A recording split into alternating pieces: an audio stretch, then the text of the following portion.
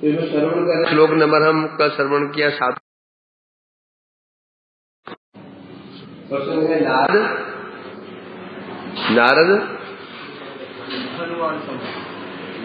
दिमाग पागल नारद पांडव संवाद कहाँ पर है? नारद जी में हस्तिनापुर पहुंच चुके हैं और दरबार में विराजमान है। इंद्रप्रस्थ के दरबार में विराजमान है। तो यहाँ पर हनुमान जी नारद जी पांडवों की महिमा गान कर रहे हैं।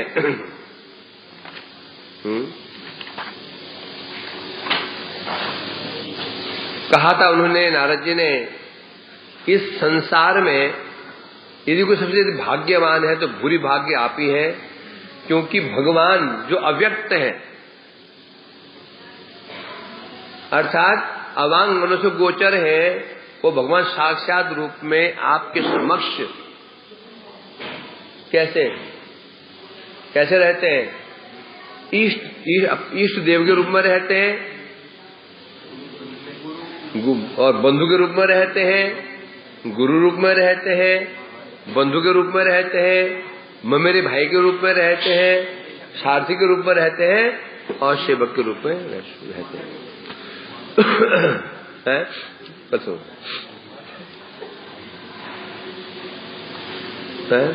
मानो पांडवों ने क्या तो कौन सी बड़ी बात हो गई भाई? सभी के मेरे भाई तो सभी के ही होते हैं, इसके नहीं मेरे भाई होते हैं।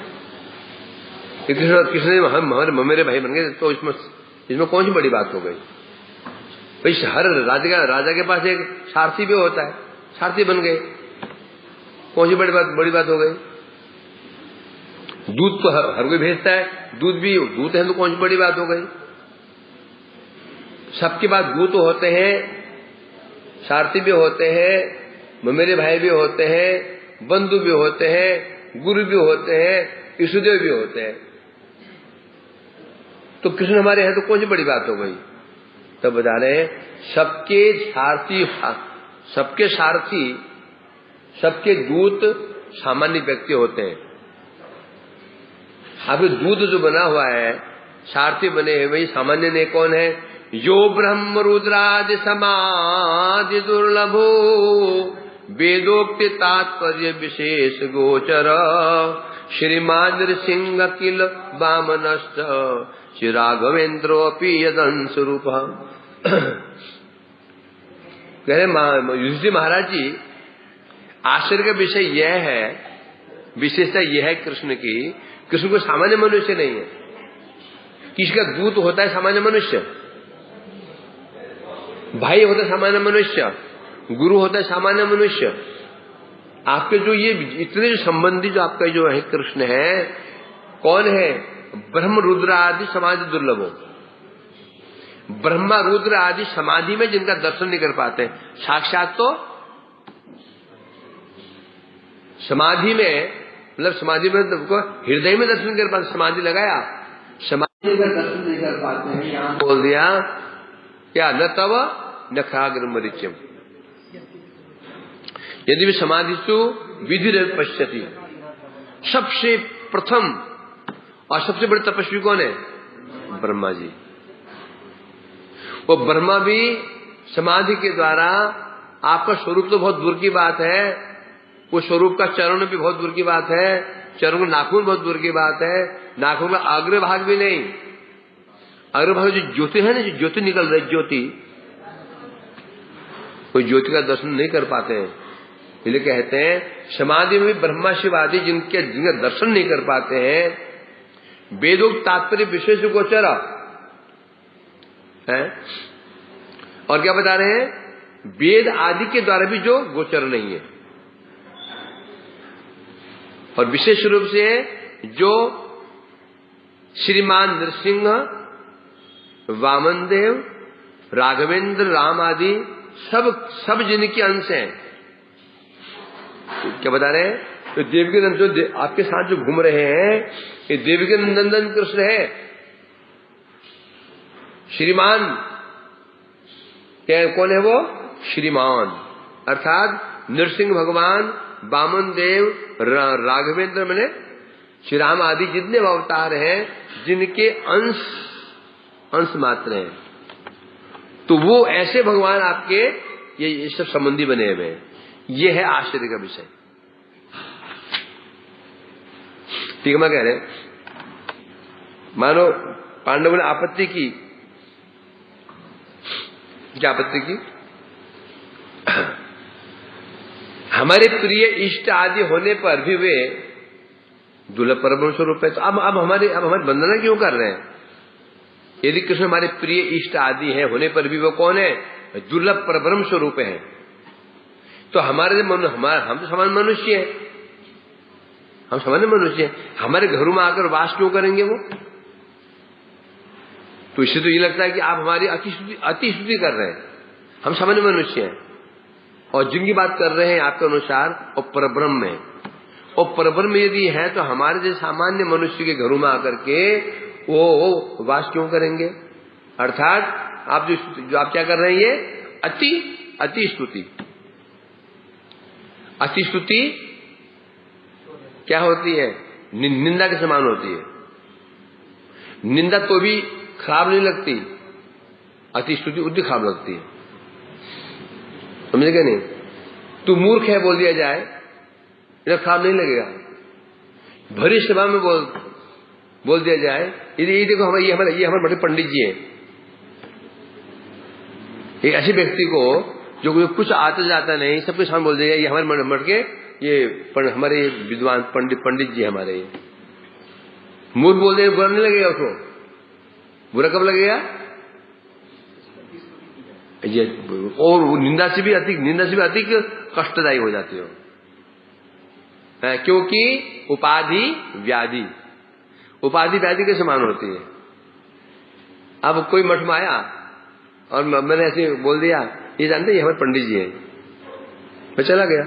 अब वो उसको पंडित मान बैठा, अब वो प्रभु जी कृपा कथा सुनाइए, मेरे को क्वेश्चन मार्क प्रश्न है, सुना दीजिए। अब क्या करेगा ये? अब क्या करेगा? फंस गया ना। उपाधि व्याधि के समान होती है। उपाधि में पंडित है, व्याधि क्यों? उपाधि जी मिल गई, अब तुमको वैसे, अब लोग तुमसे वैसी अपेक्षा रखेंगे। तुम यदि सज गए, मैं अच्छा वैष्णव हूं, तुम्हें दिखा दिया, अब तुमसे लोग क्या आशा रखेंगे? वैसे आशा रखेंगे तुमसे। जितना हो उतना दिखाओ, जो तुम्हारे औकात है उतना दिखाओ, व्यक्ति तुमसे उतनी आशा रखेगा। हम ज्यादा कुछ दिखाते हैं तो व्यक्ति हमसे वैसे आशा रखता है, और जब आशा पूरी नहीं हो पाती है फिर वही गाली बकता है, हमको, क्योंकि वो आशा वो खरे उतरे नहीं। सीधा फंडा है भाई, तुम जितने पानी में हो वही दिखा दो लोग। हम भाई बद्ध जीव हैं, हमारा अनर्थ भी है, पाप भी हमारे हैं। अब तू पाप कर्म कर बैठते हो, सामने वाला का दिल टूटेगा नहीं कि तुम्हें पहले बोल रखा है मैं जो हूं भाई। अब तुम कहते नहीं, हम तो भाई दूध के धुले हुए हैं, दूध में नहा करके आ रहे हैं भाई, और हमारे पूर्व जन्म को सिद्ध महात्मा हम हैं, और फिर गड़बड़ करोगे तो अब क्या लगेगा? तो कष्ट होगा। इन्हें कह रहे हैं यहां पर पांडव लोग कह रहे हैं, हे नारद जी, जिसे जो आप कह रहे हैं, लक्षण बता रहे हैं देव के नंदन, ये तो यदि परब्रह्म स्वरूप है तो हम सामान्य मनुष्य हैं, हमारे घर में क्यों आ रहे हैं, ये क्यों रह रहे हैं? अर्थात आप हमारी अति स्तुति कर रहे हैं, तो ऐसे क्यों कर रहे हैं? वास्तव पांडव ऐसा नहीं कह रहे हैं। नारद जी स्वयं ही आशंका कर रहे हैं, पांडव ऐसा कह सकते हैं। क्यों कह सकते हैं? क्यों कह सकते हैं? एक परम वैष्णव को मैंने कहा, प्रभु जी आप बहुत बड़े वैष्णव है, और मुझे पता है ये क्या बोलेगा? क्या बोलेगा ये बोलो कहा वैष्णव? क्यों वो वैष्णव भाई बोलेगा निश्चित रूप में, और ये पता होता ये नहीं बोलेगा था, यही पता होता मुझे पता होता ये व्यक्ति मैं कहां वैष्णव हूं नहीं बोलेगा। एक व्यक्ति ऐसे भी होता है, कौन नहीं बोलेगा? जो वैष्णव नहीं है उसको वैष्णव बोलो तो बोलेगा तुमने ही मुझे पहचाना बता तक। एक आदमी मुझे पहचान पाया आज तक, तो पहचानता नहीं। हीरे की कदर कौन जानता है? हीरे की कदर जो जानता है। तो इसलिए तो नारद जी जानते हैं ये परम वैष्णव है, अपनी प्रशंसा को सहन नहीं कर पाएंगे, तो इसलिए कह रहे हैं कि आप ऐसा कह सकते हैं कि अरे आप अति स्तुति कर रहे हैं, हम सामान्य मनुष्य हैं, हमारे घर में भगवान कैसे रह सकते हैं, कैसे आ सकते हैं? तब कह रहे हैं यहां पर पहले नारद ने पहले कह दिया कि जो देवकी नंदन जो है परम दुर्लभ है, जो हम आपकी स्तुति करें ऐसे नहीं कर रहे हैं, ऐसे हम ऐसी स्तुति नहीं कर रहा हूं आपकी मैं, वो परम दुर्लभ वस्तु है। कौन? देवकी नंदन ब्रह्मा रुद्र आदि भी समाधि में जिनका दर्शन नहीं कर पाए। अब प्रश्न होता दर्शन क्यों नहीं कर पाए? ब्रह्मा आदि दर्शन क्यों नहीं कर पाए? क्योंकि ब्रह्मा आदि ने वेद का सहारा लिया है?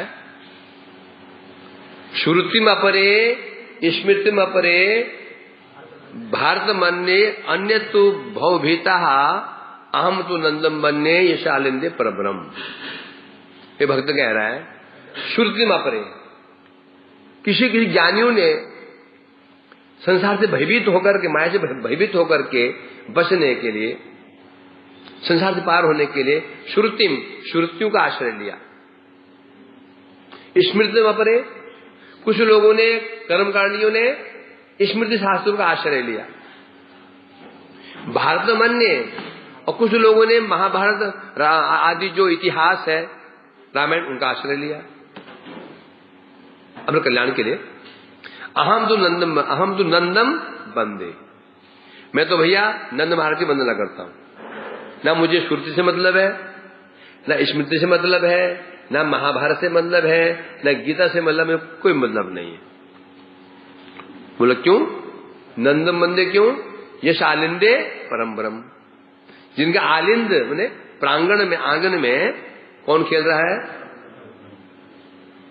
सनातन खेलने की नहीं खेलने में? खेल शुरू हो गया?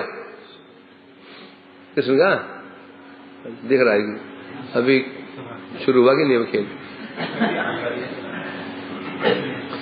तो अहम तो नंदम बंदे, मैं नंद की वंदना करता हूं। तो इसलिए यहां कह रहे हैं क्योंकि ब्रह्मा आदि ये क्या करते हैं, इन्होंने वेदों का सहारा लिया, अर्थात वेद वाक्य आवृत्ति के द्वारा क्या होते हैं, वेद का आधार क्या होता है? वेद का आश्रय लेता है, वेद के आश्रय लेकर के भगवान का अनुभव नहीं होता। बोलो क्यों? स्वयं उद्धव जी ने कहा था, क्या कहा था? श्रुति भी मृग्यमेव आशा महो चरण रेणुषाम हम श्याम वृंदावन के मिलत औषधि नाम। क्या जल्दी बोलो यार। या दुस्तुज्य सुसज्जम आर्य पतंग से हित्वा भेजुर मुकुंद पद श्रुति भी मृग्याम। क्या कहा था? श्रुति भी मृग्याम, श्रुतियां भी खोज रही हैं। किसको नहीं खोज रही है? क्या खोज रही है? यासाम चरण रेणु, जिन गोपियों को चरण रेणु मैं इच्छा करता हूं, मैं एक लता बन जाऊं, लता पत्ता बन जाऊं, वो चरण धूलि में सिर के पर पड़ जाए। चरण धूलि की महिमा क्या है? श्रुति भी विमृग्याम, श्रुतियां भी खोज रही हैं और वो चरण धूलि मिल जाए। किस चरण धूलि?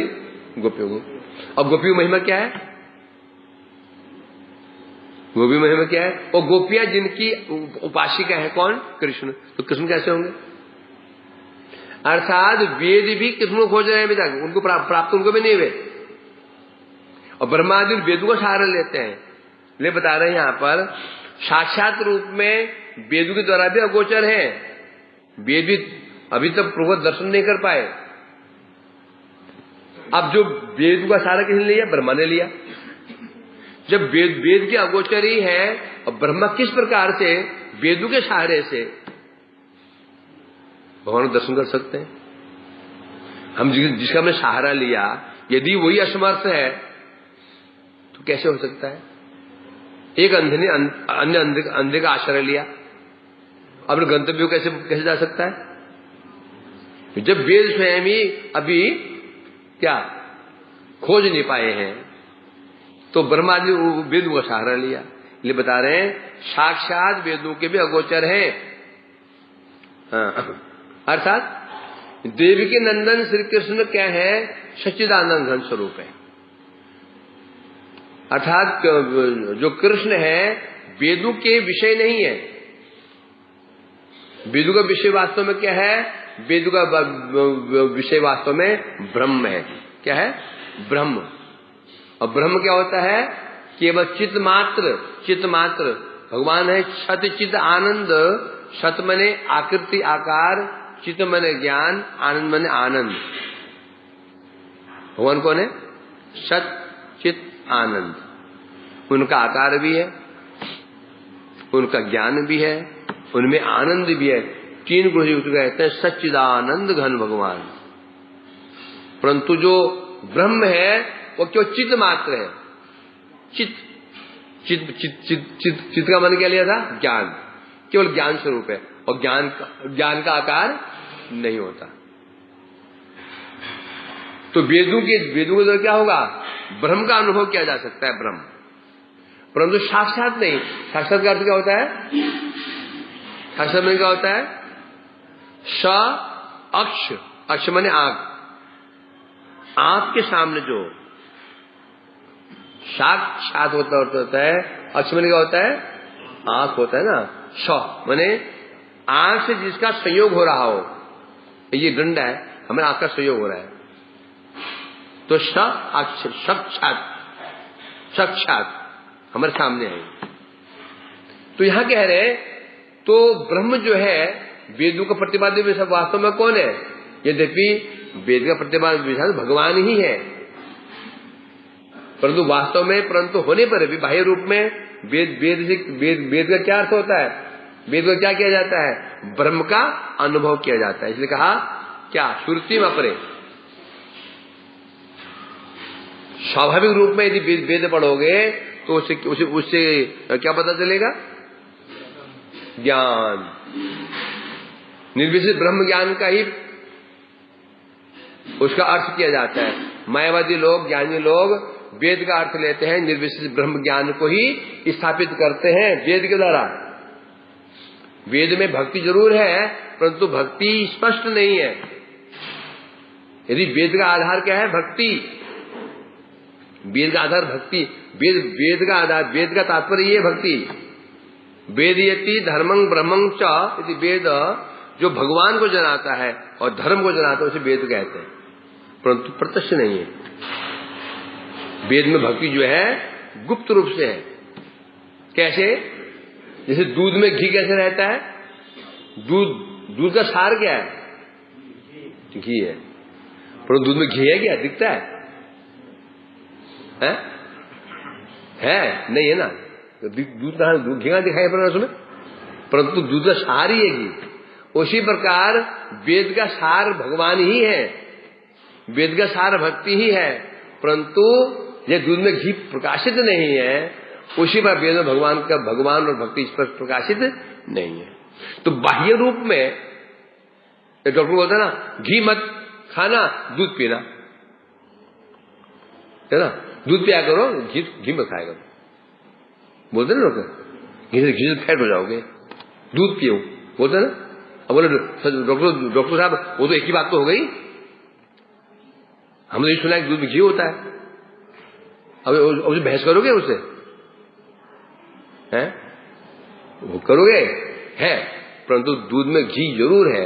उसे वेदों का जो प्रतिपाद, वेदे सर्वै हमें वेद्यो बिना किस वेदे विदाओ, कहां का बोला? गीता में। वेदे सर्वै हमें वेद्यो, वेदों का प्रतिपाद्य विषय मैं हूं, मैं भगवान हूं कह रहे हैं, मैं इशारा कर रहे हैं, मैं। परंतु बाह्य रूप में इस पर देखिए तो क्या क्या क्या प्रतीत होता है? वेद का प्रति विषय क्या है? ब्रह्म। इसलिए वैष्णव लोग वेदों को महत्व अधिक नहीं देते और ज्ञानी लोग वेदों को महत्व देते हैं।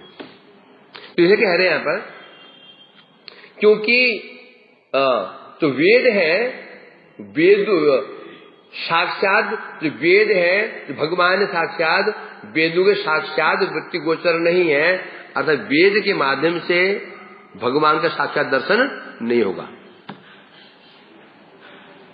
अथवा वेद को स्वयं उनको दर्शन नहीं प्राप्त है, तो फिर तो वेद का आश्रय लेकर ब्रह्मा आदि को दर्शन कैसे हो सकते हैं, साक्षात कैसे हो सकते हैं। फिर ये प्रश्न किया तो युधिष्ठिर महाराज ने कहा, तो जैसे भगवान कृष्ण जो कह रहे हैं आप भगवान परब्रह्म है, ये वेद के द्वारा वेद गम्य नहीं है, तो क्या नरसिंह भगवान वामन देव आदि जो अवतार है ये भी सब ऐसे ही है, ये भी सब क्या वेद के ऊपर है, वेदातीत है, ऐसी आशंका बता रहे हैं। अब यहाँ कृष्ण का वैशिष्ट प्रदर्शन करने के लिए ये श्रीमान श्लोक कहा जा रहा है कि अन्य अवतारों से कृष्ण का क्या वैशिष्ट है। देवकी नंदन श्री कृष्ण है, उनका अन्य अवतारों से क्या वैशिष्ट है, इसको यहाँ दिखाया जा रहा है, इसलिए श्रीमान श्लोक बोला गया। अर्थात नरसिंह भगवान को हो, वामन देव को हो, राघवेंद्र जी को हो, आदि जितने अवतार हैं, ये सब सच्चिदानंद घन स्वरूप है, ये भगवान के अंश हैं। जैसे भगवान सच्चिदानंद घन स्वरूप है, ये भी सच्चिदानंद घन स्वरूप है। तात्पर्य सबका आकार है, सब ज्ञानमय है, आकारवान है और आनंदमय, सब जितने भगवान है, भगवान जितने भी अंश होंगे, क्योंकि भगवान शब्द का अर्थ होता है भगवान, भगवान गुण मान युक्त, जो 6 गुणों से युक्त रहते हैं। ऐश्वर्यस्य समग्र से वीर्यस्य, इससे ज्ञान वैराग्य, बस आप जानते ही हो, हम जानते ही हैं। तो अर्थ जब भगवान बोल दिया हमने, अब निर्विशेष खत्म, भगवान शब्द कहने से निर्विशेष तत्व उड़ गया, परमात्मा शब्द उड़ गया। भगवान कहने तात्पर्य यही है, जो नामवान है, रूपवान है, आकारवान है, गुणवान है और आनंदमय है, ये कह रहे हैं। ऐसे कह रहे हैं यद अंश, क्योंकि जो देवकी नंदन श्री कृष्ण है, जो आपके मित्र आदि बने हुए हैं, उनके ही अंश हैं नरसिंह भगवान, वामन देव, राघवेंद्र इत्यादि, और सबके सब सच्चिदानंद घन स्वरूप है। अब मैं घन क्यों बोला, सच्चिदानंद स्वरूप क्यों नहीं बोला, क्यों नहीं बोला सच्चिदानंद स्वरूप, घन क्यों बोला, क्योंकि जीव भी सच्चिदानंद स्वरूप है। तुम जो है ना, तुम कहने से तुम बॉडी नहीं, तो तुम्हारे अंदर तुम हो, अंदर इस बॉडी में बैठे हुए हो, जो शरीर में बैठे हो तुम लोग, शरीर नहीं, तुम जो बैठे हुए हो, आत्मा जो है वो भी सच्चिदानंद स्वरूप है। पर भगवान क्या है, सच्चिदानंद घन है, वो सच्चिदानंद स्वरूप है, वो घन है। घन मतलब क्या हो गया, मतलब क्या हो गया, अर्थात अंशी है ना। जैसे दूध हो गया, दूध पतला होता है, घन हो जाए तो रबड़ी बन जाता है, खुल जाता है। अब तो अंदर क्या है, अंदर क्या है, दोनों दूध एक ही तत्व है, परंतु जो रबड़ी है वो घन है। अर्थात भगवान में सच्चिदानंद क्यों बोला हो गया, सत चित आनंद, ये अत्यधिक अधिक परिमाण में होगा। भगवान आकार अत्यधिक सुंदर, ज्ञान अत्यधिक, आनंद अत्यधिक, और जीव जो उनका अंश है उसमें तीनों चीजें कम होंगी तीनों, परंतु इसलिए भगवान को है सच्चिदानंद घन स्वरूप, इसलिए बता रहे हैं यहाँ पर। तो भगवान चाहे कृष्ण कह लो, वो तो अंशी है ही है, उनके अवतार जितने भी अवतार है सारे के सारे कौन है, भगवान के ही अंश हैं। अतः इन अवतारों की तुलना में कृष्ण का अधिक वैशिष्ट है। क्यों वैशिष्ट है, क्योंकि कृष्ण अवतारी है और ये अवतार है। अवतार किसे कहते हैं, जिस समस्त अवतार किसे कहते हैं, जो अवतारी से प्रकाशित होते हैं। अवतारी कौन होता है? जिसे अवतार प्रकाशित होते हैं, अर्थात अवतारी अंशी हुआ, अवतार अंश हुए, अंशी और अंश अंशी और अंश अंश कहने से अवतारी जो अंश, अंश किसे कहते हैं? अंश की अपेक्षा अंश में क्या होगा? उसका परिमाण कम होगा, इन्हें कह रहे हैं यहां पर। अर्थात अब फिर प्रश्न करते हैं, मानो युधिष्ठिर महाराज जी ने है? अब ये बताइए नारद जी, जैसे हमारे कृष्ण तो हमारे ये इष्ट जो नंदनंद से बड़े सुंदर हैं, देवकीनंदन बड़े सुंदर हैं, परंतु जो इनके जो अवतार कह रहे हैं आप, जैसे आपने कहा नृसिंह देव, ये तो बड़े भयानक होंगे, भयानक। और वामन जो छोटे गिट्टे से होंगे। यदि आपने कहा कृष्ण के अंश है, कृष्ण जैसे शोभायमान है, अति सुंदर है, शोभायमान है, उनके जो अवतार हैं जैसे नृसिंह अवतार, क्या वो भी शोभायमान है? ये वामन देव दिखाते कभी एक बोना होता है, बोना एक बच्चे की हाइट भी 2-2.5 फीट होती है, एक बोने की। दोनों में क्या होता है? बच्चा सुंदर दिखता है और बोना सुंदर नहीं दिखता। क्यों नहीं दिखता? है तो बोना, अंग उससे पुष्ट बड़ू की तरह ही है। जो बोना होता है, खोपड़ा उसका बड़ा होता है, बड़े आदमी भांति, और हाथ भी उसके मोटे मोटे से होते हैं, पैर की जगह मोटी मोटी उसकी होती हैं। और जो वास्तविक बच्चा होता है उस उम्र में, उसकी शरीर का गठन वो क्या होता है? बाल अवस्था के अनुसार सुंदर लगता है वो, और बोना बड़ा भद्दा लगता है ना। पेड़ मोटा होता है, उसकी शादी मोटी होती है, गर्दन मोटी होती है उसकी। तो ये प्रश्न कर रहे हैं कि कृष्ण जैसे शोभायमान है अंग प्रत्यंग, तो जैसे नरसिंह भगवान हो गए, ये वामन देव हो गए, जैसे तुम्हारे ये कुर्मा इत्यादि हो गए, कच्छप अवतार हो गए, ये भी सुंदर है क्या? ऐसे सामान्य तो लगता है ना, वामन देव बोना, इतना से बोना, और नरसिंह भगवान तो बहुत भयंकर है ही, बड़े नाखून, बड़े बड़े दांत उनके, जबड़ा बड़ा भयंकर है। तो यहां कह रहे हैं कि ऐसा है क्या? तब बता रहे हैं नहीं, हम बोल ऐसा ही है। जैसे नृसिंह देव भयंकर रूप में भी अति शोभा से युक्त है। नृसिंह देव जरूर उनके श्रृंगार स्वरूप है, पर होने पर भी है कैसे दिखते हैं वो? अति सौम्य सुंदर, अति सुंदर स्वरूप है उनका। बोना जगत में बोना अति क्या होता है? कुरूप, बोना कुरूप होता है। परंतु वामन देव बोना होने पर भी, बोने स्वरूप में होते हुए भी अति सुंदर है, सौंदर्य में कमी नहीं आएगी। यही भगवान की भगवत्ता है, यही उनका ऐश्वर्य है। किसी रूप में क्यों जा रहे हैं वो? अति श्रृंगार कर ले तो सुंदर, ना करे तो नंगे धरण हो जाए तो सुंदर, श्रृंगार करे तो सुंदर, ना करे तो भी सुंदर, क्योंकि उनकी सुंदर क्या है? स्वाभाविक है। भूषण भूषणांगम, भूषणों को आभूषित करने वाली सुंदरता भगवान की है। उनके जो सौंदर्य कैसा है? स्वतः प्रकाशित है, उनको अलंकार जरूर नहीं पड़ती। इसलिए तो भगवान का चाहे कोई स्वरूप क्यों ना हो, वामन स्वरूप हो, नरसिंह देव स्वरूप हो, कूर्म, अब कछुआ, ये कछुआ सुंदर होता है क्या? कछुआ सुंदर होता है क्या? मछली और वराह, सुअर, भगवान का सुअर अवतार तो कैसा होगा? जो सुअर अवतार है वो तो बड़ा अजीब सा होगा देखने में, मतलब कि मन खराब हो जाए देख के, बोला ऐसा नहीं। भगवान के प्रति स्वरूप ही जैसे कृष्ण सुंदर हैं, राम सुंदर हैं, उनके सब अवतार वैसे ही सुंदर है। तो ये ना समझ ली भगवान का ये शुगर अवतार शुगर के समान होगा, गंदा, कछुआ होगा वो गंदा सा, बोना वामन देव ठीक नहीं बोने से होंगे, ऐसा नहीं बता रहे। उनके सभी अवतार कैसे होते हैं? जैसे बता रहे वामन देव लघु स्वरूप होते हुए भी, लघु स्वरूप है, विचित्र शोभा से युक्त है। ये तो कारण हुआ। वामन देव हाँ?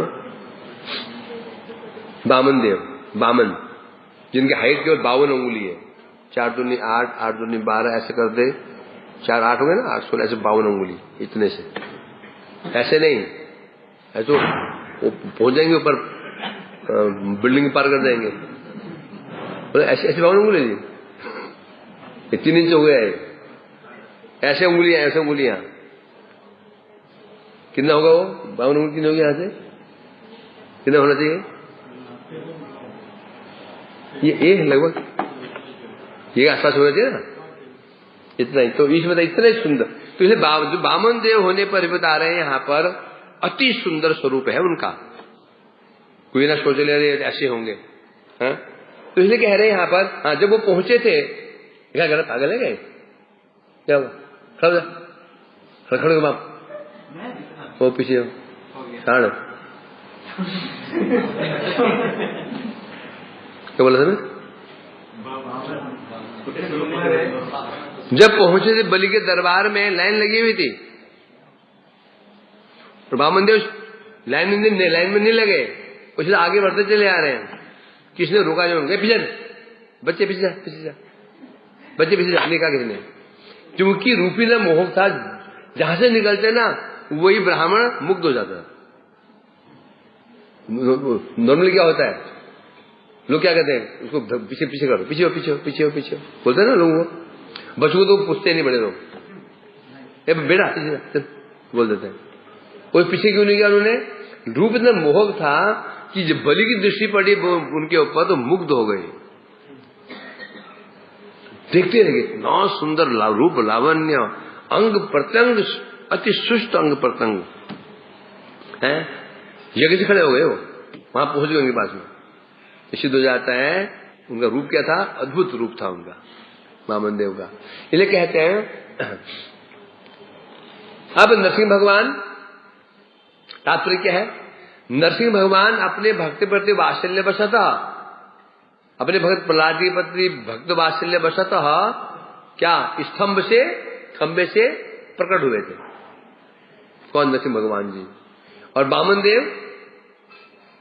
भक्त पर कृपा करने के लिए उन्हें दो पग में त्रिलोकी माप ली, एक पग में पाताल, एक पग में स्वर्ग माप लिया था, मापा था, है?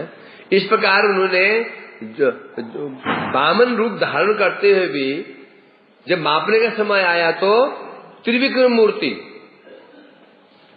अभी त्रिविक्रम मूर्ति अच्छी होगी क्या, क्या होता है कि लोग ऐसे इतने लंबे होते हैं, इतने लंबे आदमी होते हैं, लगता है उसे ऊँट जा रहा हो, बकरी है बकरियों में ऊँट जा रहा हो, कई लोग इतने लंबे होते हैं, रास्ते में बड़े भद्दे लगते हैं, भद्दे लगते हैं ना, मैं ऊँट जा रहा हूँ, बकरियां बीच में ऊँट जा रहा हूँ,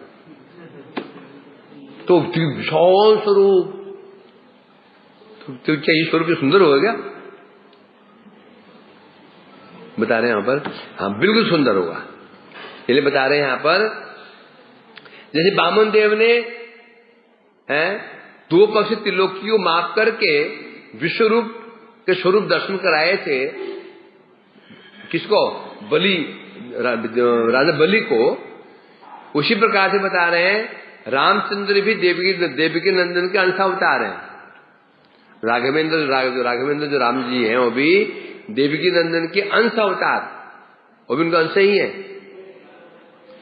अब यदि भी रामचंद्र जी शाश्वत भगवान है, दोनों में अंतर है,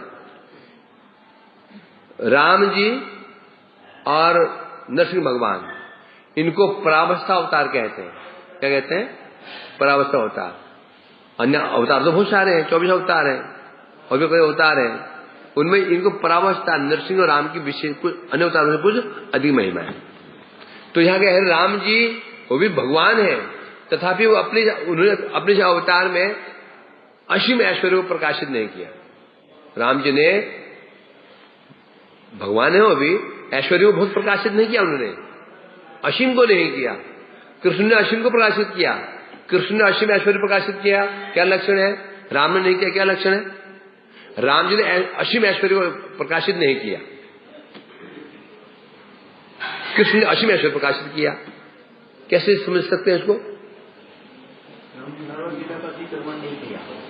किसने किया? ले मतलब लीला में ऐसा ऐश्वर्य दिखाया जैसे भगवान श्री राम जी ने जैसे ब्राह्मण लीला इत्यादि में कृष्ण प्रकाशित। सीधी बात है, जैसे एक रावण को मारने के लिए राम जी को बहुत मेहनत करनी पड़ गई, पुल बनाना पड़ा, वहां लड़ना पड़ा, 1 महीने युद्ध चला सर, 1 महीना युद्ध, घोर युद्ध चला, नागपाश से बच गए, कितना भयंकर युद्ध हुआ वहां पर, लक्ष्मण शक्ति मारने लग गया, कितना कुछ हुआ उसमें, हुआ ना। अच्छा, बहुत ऐश्वर्य प्रकाशित नहीं किया। और कृष्ण ने जब असुर को मारा, क्या किया उन्होंने? कोई मेहनत करनी पड़ी? कृष्ण को मारो, किसी को मेहनत करनी पड़ी? कोई वो तो कुश्ती कर रहे थे उधर, क्या कर रहे हैं? खेल रहे थे, और खेल कल से मर गया भाई। कृष्ण ने 4 वर्ष को मार दिया, तो सोचा मामा से आशीर्वाद ले लेता हूं, उछल के ऊपर गए वो, जब कल से बैठा था मचान के ऊपर, तो प्रणाम करके आता हूं, और कल से डर नीचे गिर गया। कृष्ण ने टांग लगाई, कल मर गया बेचारा, मामा हिलाया उनको, वो तो मार रहे ना, मान नहीं रहे वो, क्या बोलते दबाते ना छाती को, क्या कहते हैं उसको अंग्रेजी में, जो कोई पूछे ना, छाती दबाते हैं, पंप करते हैं उसको, क्या बोलते पता नहीं, कोई डॉक्टर नहीं, मैं सीपीआर कहते हैं। तो कृष्ण सीपीआर दे रहे थे उसको, मामा वो सीपीआर दे रहे हूं, मार नहीं रहे, हिला रहे ना उसको, मामा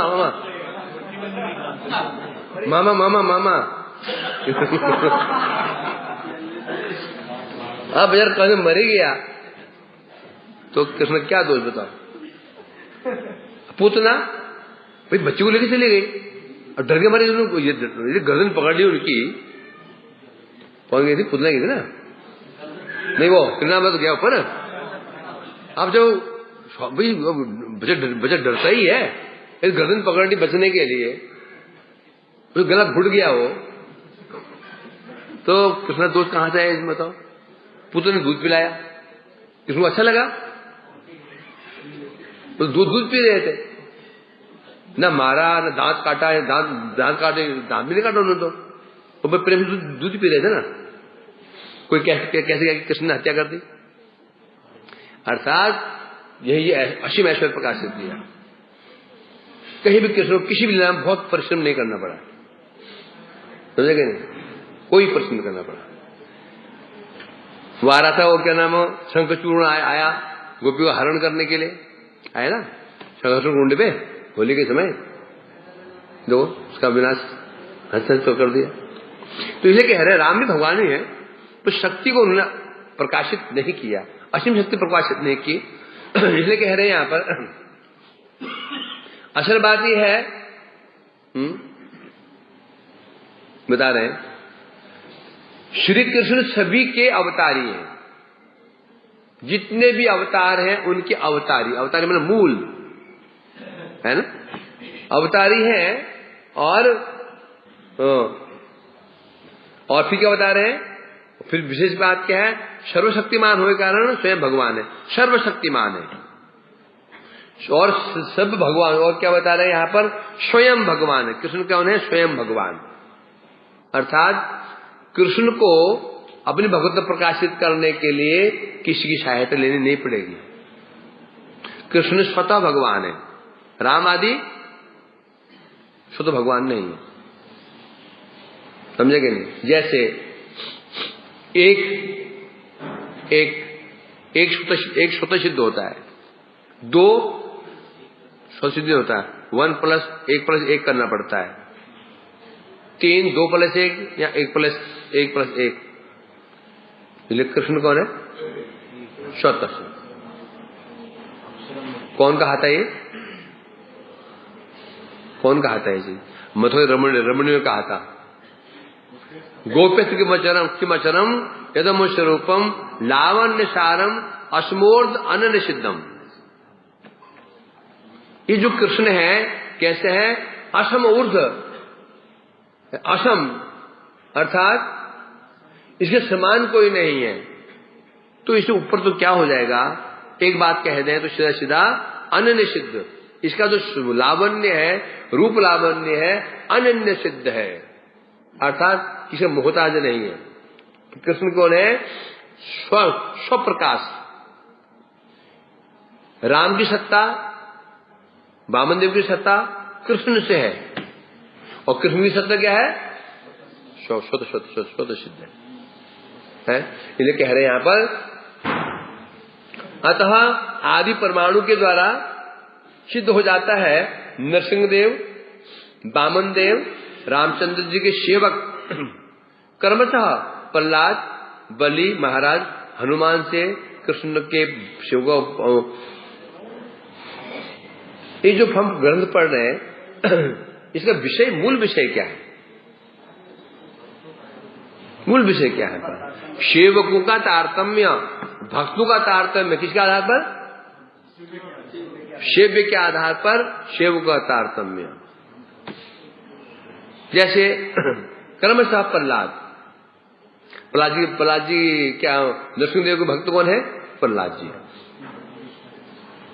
वामन देव के भक्त कौन है? बलि। और राम जी के भक्त कौन है? हनुमान जी। कर्म से एक से जो श्रेष्ठ है,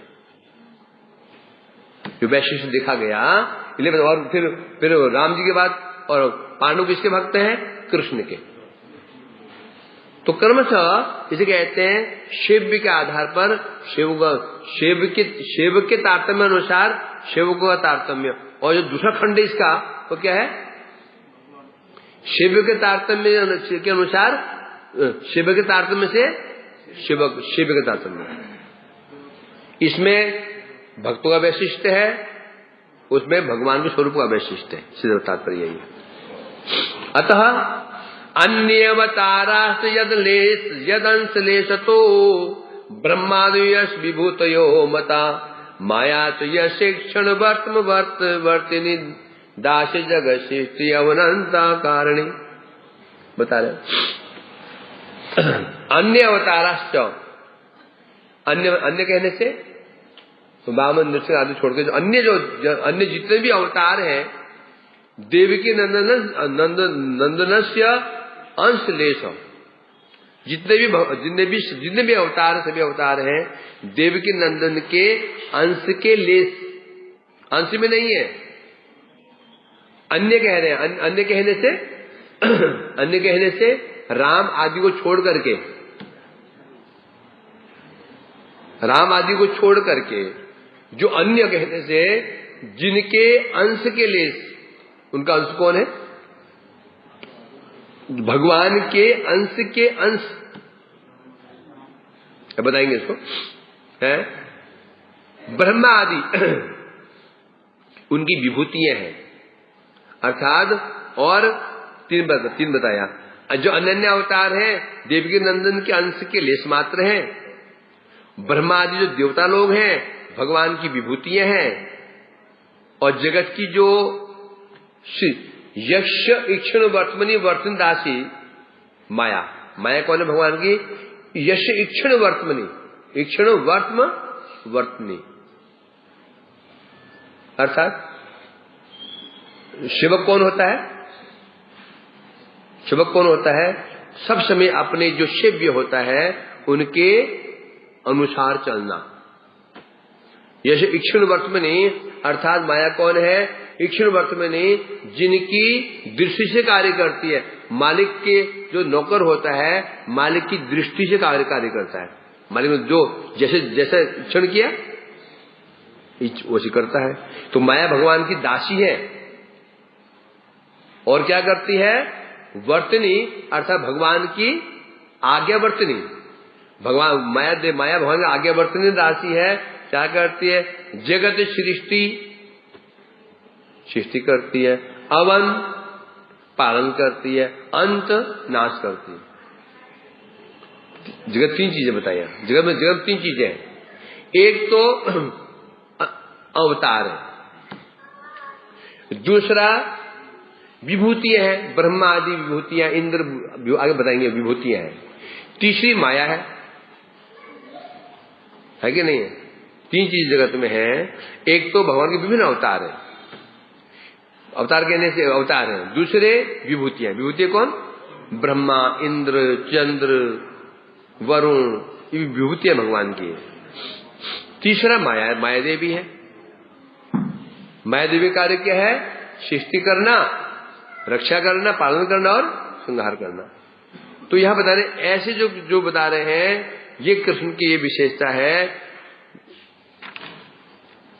अब इसे पूरा ये तुम्हारा ये भागवत द्वितीय स्कंद आ जाएगा, पूरा सृष्टि तो आएगा। फिर बोरिंग वाला भाग, फिर बोरिंग वाला जो है ना, बोर वाला सिस्टम फिर आने वाला है।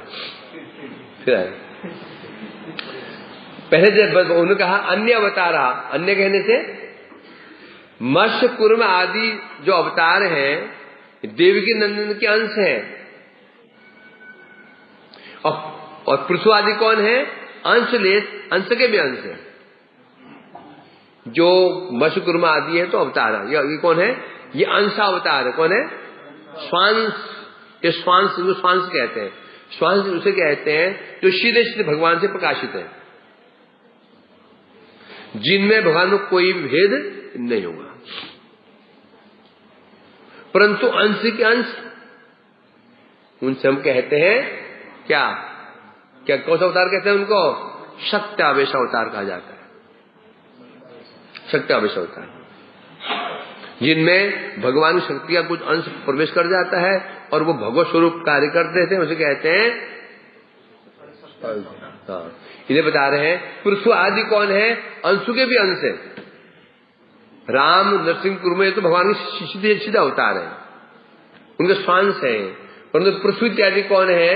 पृथु, परशुराम और व्यास, ऋषभ देव, ये भी अवतार है भगवान के। तो कैसे अवतार है ये? अंशु के अंश है, सीधा अंश नहीं है। और ब्रह्मादि, ब्रह्मादि कौन है? विभूति। ब्रह्मा आदि, ब्रह्मा, इंद्र, वरुण, चंद्र, ये क्या है? भगवान की विभूतियां हैं। अर्थात क्या? विभूति रूप में सेवक मात्र है, परंतु लीला अवतार नहीं है। विभूति किसे कहते हैं? पहले तो बताया अंश, मत्स्य कुर्म आदि अंश, सीधा अंश है। वे भगवान से भगवान के समान ही है, सब सच्चिदानंद घन स्वरूप है, भक्त भगवान है। दूसरे फिर आया पृथ्वी इत्यादि, भगवान होने पर भी ये आवेश अवतार है, स्वांशीय नहीं है। इनसे नीचे फिर कौन आया? ब्रह्मा आदि, इंद्र इत्यादि, ये विभूतियां हैं। विभूति मतलब सेवक स्वरूप। विभूति यूं समझो जैसे एक राजा है, जैसे एक बहुत धनी व्यक्ति है, उसकी विभूति क्या है? वो जो चपरासी, चपरासी बैठा है, उसकी विभूति है। राजा का एक सामान्य कर्मचारी, उसकी विभूति है। सेना, उसकी विभूति है। अर्थात जो उसके अधीन है और सेवा करने वाला है, विभूति कहा जाता है। परंतु ये जो भी बताया यहां पर, मत्स्य कहो, चाहे कुर्म कहो, चाहे पृथु आदि कहो, ये लीला अवतार नहीं है। सब शास्त्र को जानने वाले साधु का यही मत है, ये लीला अवतार नहीं है। इस विषय में नारद जी के प्रति भागवत में जब ब्रह्मा जी द्वितीय स्कंद में जहां नारद जी ने प्रश्न किया था और भगवान ब्रह्मा जी, भगवान उन्हें उपदेश दे रहे थे तो अवतारों के विषय में, उन्होंने कहा था ना, याद है कि नहीं? नारद जी ने प्रश्न किया था। क्या प्रश्न किया था? पूछो, सोचो क्या प्रश्न किया था? उन्होंने कहा था कि मैं तो सोचता था कि आप ही भगवान हैं। हाँ, कितने प्रश्न किया था नारद जी ने?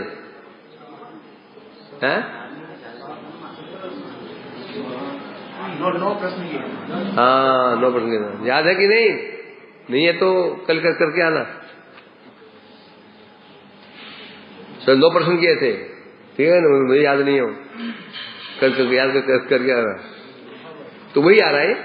तो नारद जी तब ब्रह्मा जी ने कहा, नारद मैं रुद्र, विष्णु, प्रजापति, सब देवर्षि, स्वर्ग लोकपाल, मनुष्य लोकपाल, पाताल जितने भी इत्यादि इत्यादि जितने भी हैं ये सब कौन है?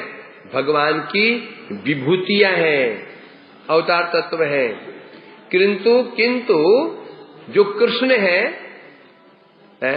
वो स्वयं भगवान है। आज कहा नहीं पढ़ेंगे ना, बहुत लंबा चौड़ा हो जाएगा ये। अतः मैं जितने भी भगवान अवतार हुए उनका कीर्तन कर रहा हूं, आप ध्यान से श्रवण करो।